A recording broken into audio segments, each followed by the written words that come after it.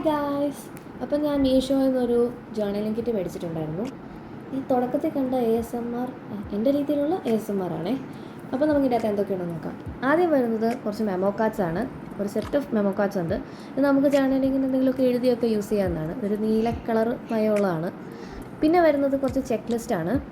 ഇതിൻ്റെ അകത്ത് എന്തെങ്കിലുമൊക്കെ എഴുതി ഡേറ്റൊക്കെ കുറിച്ച് വെക്കാൻ പറ്റുന്ന അങ്ങനത്തെ രീതിയിലുള്ളൊരു ചെക്ക് ലിസ്റ്റാണ്. പിന്നെ വരുന്നത് ഒരു ടു ഡു ലിസ്റ്റാണ്. എനിക്കിത് ഭയങ്കരമായിട്ട് ഇഷ്ടപ്പെട്ടു.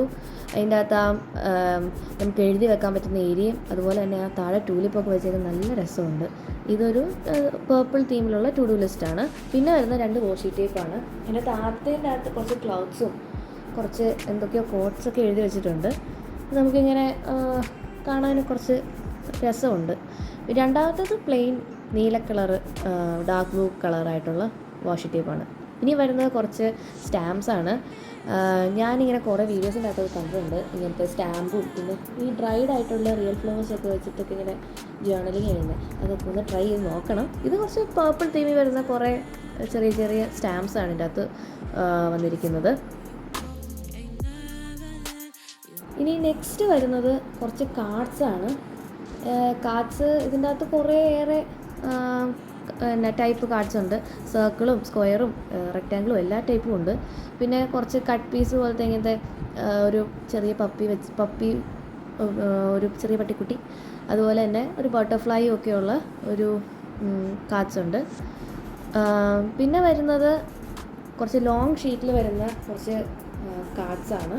ഇതൊന്നും റിയലല്ല, ശരിക്കുള്ള പേരെന്താണെന്ന് എനിക്കറിയത്തില്ല. പിന്നെ അതുപോലെ തന്നെ വേറെയും കുറേ ഷീറ്റ് ഓഫ് പേപ്പർ വരുന്നുണ്ട്, പ്രിൻ്റഡ് ഷീറ്റ്. കുറേ ഭാഷയിലൊക്കെ എഴുതി വെച്ചിട്ടുണ്ട്. എല്ലാം ഒരു പർപ്പിൾ ബ്ലാക്ക് തീം പിടിച്ചേക്കുന്ന കുറേ പ്രിൻ്റഡ് ഷീറ്റാണ്. ഇനിയാണ് നമ്മുടെ മെയിൻ കഥാപാത്രം, നമുക്ക് വേണ്ട ജേർണലിങ്ങിന് വേണ്ട ബുക്ക്. ഇത് ഗ്രിഡ്സ് പോലത്തെ ബുക്കാണ്. പിന്നെ കാണുന്ന അത്ര വലുപ്പമൊന്നുമില്ല, ചെറിയ ബുക്കാണ്. പിന്നെ വരുന്നത് 2 എൻവലപ്പായിരുന്നു എൻ്റെ കൂടെ. കാണാൻ നല്ല രസമുണ്ടായിരുന്നു. ഒരെണ്ണം ഒരു ചെറിയ ഒരു മാലാഖയുള്ള പോലത്തെ, അതുപോലെ തന്നെ രണ്ടാമത്തേത് കുറച്ച് പാറ്റേണൊക്കെ വെച്ചിട്ടുള്ള ഒരു ചെറുതല്ല, കുറച്ച് വലിയ എൻവലപ്പാണ്. ഇനി കാണിക്കുന്നത് മൊത്തം സ്റ്റിക്കേഴ്സാണ്.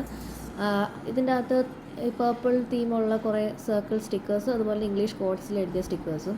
അതുപോലെ തന്നെ ഇത് ഏത് ഭാഷയാണെന്ന് എനിക്ക് മനസ്സിലായില്ല. ജാപ്പനീസ് ആണോ അതോ ചൈനീസ് ആണോ എന്ന് എനിക്ക് അറിയത്തില്ല. എന്താ എഴുതി വെച്ചതെന്ന് പോലും എനിക്ക് മനസ്സിലാവത്തില്ല. അങ്ങനത്തെ കുറേ സ്റ്റിക്കേഴ്സും പിന്നെ കുറച്ച് പേപ്പർ സ്റ്റിക്കേഴ്സുണ്ട്.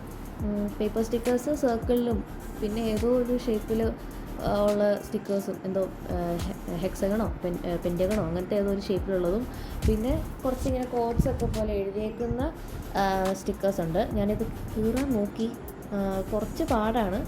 കാരണം ഇത് എടുക്കുമ്പോഴത്തേനും പേപ്പർ ആയതുകൊണ്ട് പെട്ടെന്ന് കീറിപ്പോകുന്നുണ്ട്. അപ്പോൾ സൂക്ഷിച്ച് എനിക്കൊന്ന് നല്ല പ്ലക്കർ കൊണ്ടൊക്കെ എടുത്ത് നോക്കാം. പിന്നെ അതുപോലെ തന്നെ കുറേ നല്ല പാറ്റേൺസും കുറേ ഡിസൈൻസിലുള്ള സ്റ്റിക്കേഴ്സും ഉണ്ട് ഇതിൻ്റെ അകത്ത്.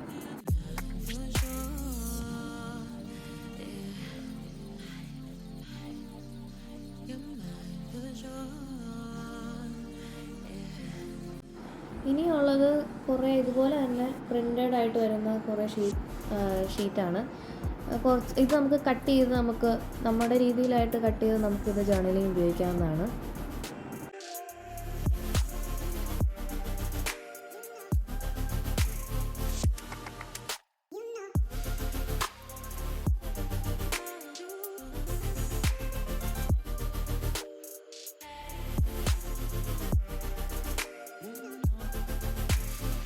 പിന്നെ ഫൈനലി ഇതിൻ്റെ അകത്ത് കുറച്ച് A4 സൈസിലുള്ള കുറേ പാറ്റേൺസ് ഉള്ള ഷീറ്റാണ്. എനിക്കത് കാണാൻ നല്ല ക്യൂട്ടാണ്. നമുക്കിതൊക്കെ കട്ട് ചെയ്ത് ഏത് ജേർണലൊക്കെ ഉപയോഗിക്കാവുന്നതാണ്. പിന്നെ ഫൈനലി അവസാനം ഇതിൻ്റെ ബോക്സ്, എന്തിനെങ്കിലും ഞാൻ ക്രാഫ്റ്റ് വർക്കിന് ഇത് ഉപയോഗിക്കും. അപ്പോൾ ഇത്രയേ ഉള്ളൂ. Bye guys.